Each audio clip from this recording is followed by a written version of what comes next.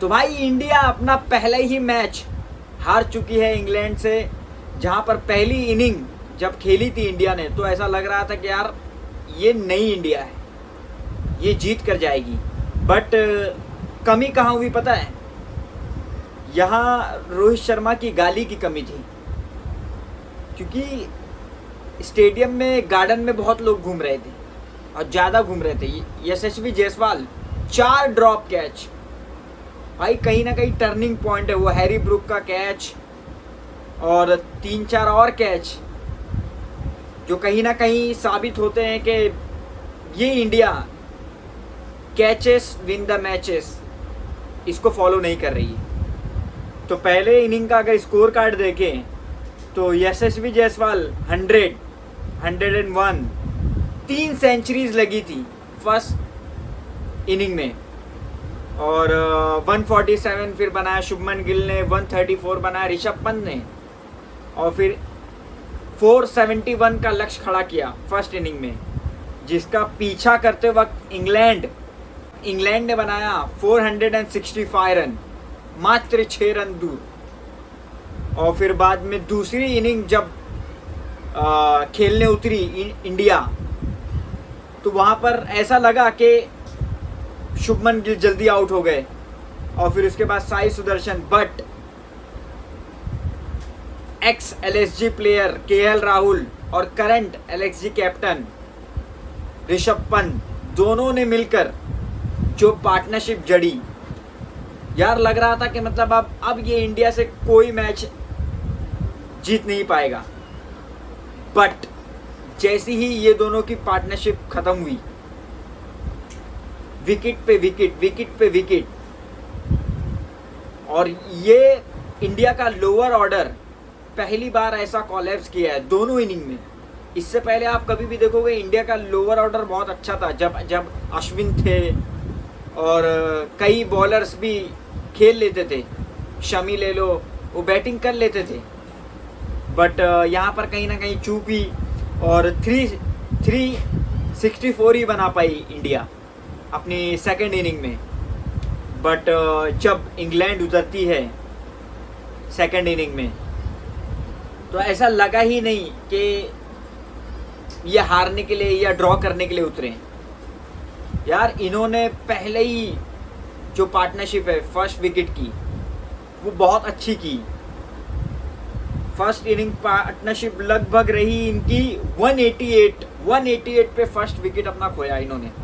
सोचिए अगर आप 360 समथिंग प्लस चेस कर रहे हो और आप 188 की पार्टनरशिप खड़ी कर दो, समझ लो आधे रन आपने पहले ही कर दिए, पहली विकेट पे ही कर दिए, तो जाहिर सी बात है लक्ष्य आपके हाथ में है, आप जीत की तरफ हैं। तो यही हुआ। और की मोमेंट्स अगर बात करें, मैच के जो की मोमेंट्स रहे, अगर बेन डकेट का कैच नहीं छूटता सेकंड इनिंग में, और चाहे हैरी ब्रूक का अगर कैच नहीं छूटता, हैरी ब्रूक तो 0 पे चले गए थे, नो बॉल, बुमराह ने वो नो बॉल डाल दी, वरना वो फर्स्ट इनिंग के ही अपने 0 पे गए थे। वो 100 कहीं ना कहीं भारी पड़ा। और फिर बाद में यशस्वी जायसवाल के कैचेस मोहम्मद सिराज की बॉल पर और बुमराह के ओवर में, तो यार कहीं ना कहीं कैच जो है भारी पड़ गए। और मैं अभी कहना चाहूँगा यशस्वी जायसवाल को कि आप बैटिंग प्रैक्टिस ना करिए, आप सिर्फ अपने कैच, इनको नेट्स पे उतारो मत बैटिंग के लिए, इनको खाली बस कैच करवाओ। 8 डेज है आपके पास और ये नई इंडिया है। और विराट कोहली, यार ये कहीं ना कहीं वो कैप्टनसी कहीं ना कहीं खलती है इंडिया को, कि विराट कोहली अगर होते तो ये 365 प्लस स्कोर जो थे डिफेंड कर लेते। तो भाई कहीं ना कहीं ये खला। और अगर देखा जाए भाई फर्स्ट इनिंग में ही हार चुकी थी।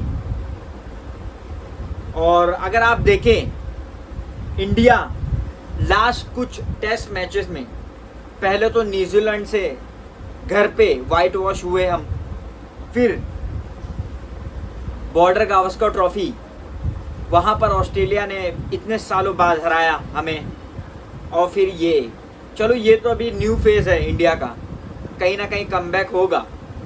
और लेकिन यार हाईलाइट, सबसे हाईलाइट की ये करता है कि यार 5 सेंचुरीज, इंडिया ने 5 सेंचुरीज बनाई और फिर भी ये मैच उनके हाथ में नहीं गया, और ये कई सालों बाद ऐसा हुआ है। तो भाई कहीं ना कहीं ये भी खलता है कि यार आप मतलब 5 सेंचुरी, सबसे ज़्यादा तो ऋषभ पंत को खल रहा होगा और LSG ओनर गोनेक्का को, कि यार 27 करोड़ मैंने लगाए थे, ये सारा टेस्ट में जाके परफॉर्मेंस दे रहा है। तो यार ये तो चलो।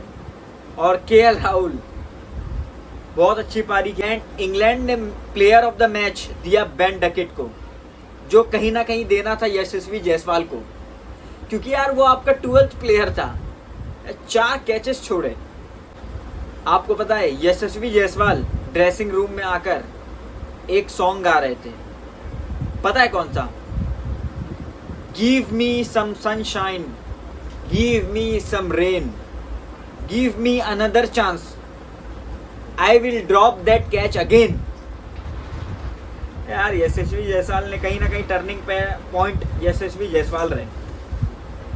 और भाई तो ये रहा कच्चा चिट्टा अब तक का, और मुझे लग रहा है यार सेकंड टेस्ट में अभी कुछ दिन बाकी है सेकंड टेस्ट के। तो भाई अभी सेकंड टेस्ट होने वाला है एड्स का वेस्टर्न, जहां पर इंडिया कभी नहीं जीती, कभी नहीं। बट 2025 बना ही इसलिए है भाई, 2025 बना ही इसलिए है। RCB wins final, South Africa wins world test championship, और इंडिया का शायद कमबैक हो सेकंड टेस्ट में। और मुझे लग रहा है एक चेंजेस इंडिया को करना चाहिए। कहीं ना कहीं प्रसिद्ध कृष्णा कुछ इफेक्टिव नहीं रहे मिडल ओवर में, तो उनके जगह पर Arshdeep would be a good choice in my opinion.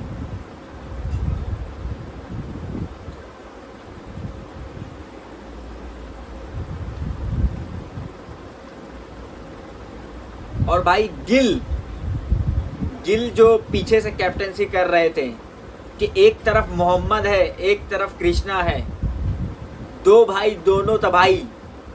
तो भाई ये कहीं ना कहीं डिफाइन करता है कि कितना वो रिलीजियस को चाहते हैं, and that's what make uniqueness of India.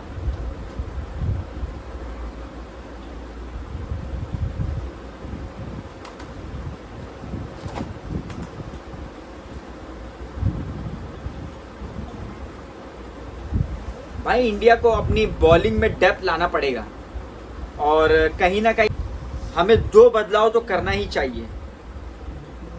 First रहेगा शार्दुल ठाकुर के जगह आप ला सकते हैं नीतीश रेड्डी को, क्योंकि एक बैटिंग भी उन्होंने पिछले टेस्ट मैचेस में परफॉर्म करके दिया है इंडिया के लिए, और बॉलिंग भी उनकी कहीं ना कहीं सही है।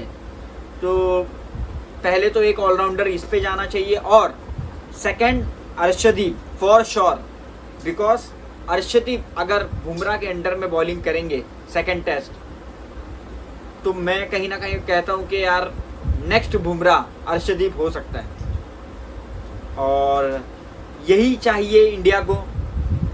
और देखिए अगर सेकंड टेस्ट में अगर कोई बैटिंग परफॉर्मेंस, बैटिंग में तो सही थे कहीं ना कहीं बैटिंग में, और अगर सेकंड मैच में कोई परफॉर्म ना करे, जैसे कि अगर साई सुदर्शन या करुण नायर अगर बैटिंग ऑप्शन में ये दोनों अगर कहीं ना कहीं परफॉर्म नहीं करते हैं, तो maybe for third test, क्योंकि 3 मैच और आगे पड़े, क्या पता आप 3 के 3 लगातार जीत जाएं।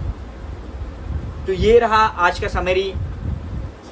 Thank you for watching, like, subscribe us, and I always upload 5 minutes review on every match prediction and every review of the team, Indian team especially, and so like it, subscribe it, and watch my shorts video also. Thank you.